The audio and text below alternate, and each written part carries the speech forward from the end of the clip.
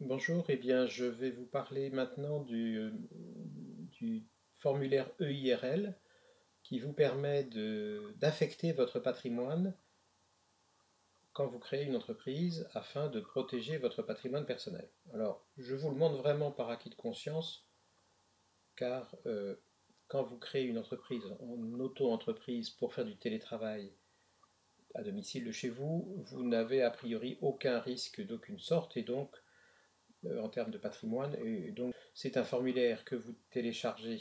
Eh bien, je vous montre la manœuvre, c'est-à-dire que c'est sur le site l'auto-entrepreneur.fr, vous cochez la case EIRL qui ouvre une petite fenêtre qui vous propose un lien sur lequel vous pouvez télécharger ce formulaire.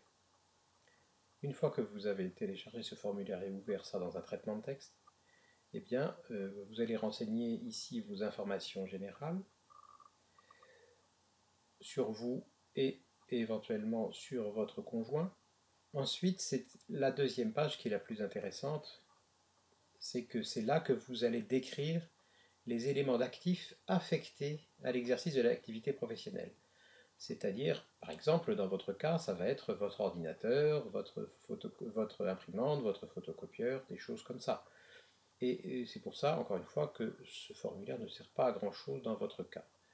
En revanche, cela peut être très utile dans le cas, par exemple, d'un artisan qui aurait besoin, qui serait propriétaire d'une maison héritée de sa famille, qui a une certaine valeur, et qui par ailleurs crée une entreprise artisanale et qui a besoin pour son entreprise artisanale d'un bâtiment, d'un atelier avec dedans des machines coûteuses, il a besoin d'un camion, il a besoin d'un certain nombre d'actifs immobilisés qui ont de la valeur, et en remplissant ce formulaire, en décrivant bien précisément ses actifs immobilisés, eh bien, il pourra dire au banquier, le jour où il ira voir son banquier pour lui emprunter de l'argent, eh bien, cher banquier, vous avez la possibilité, au cas où je ferais de mauvaises affaires, de saisir ces biens de l'entreprise.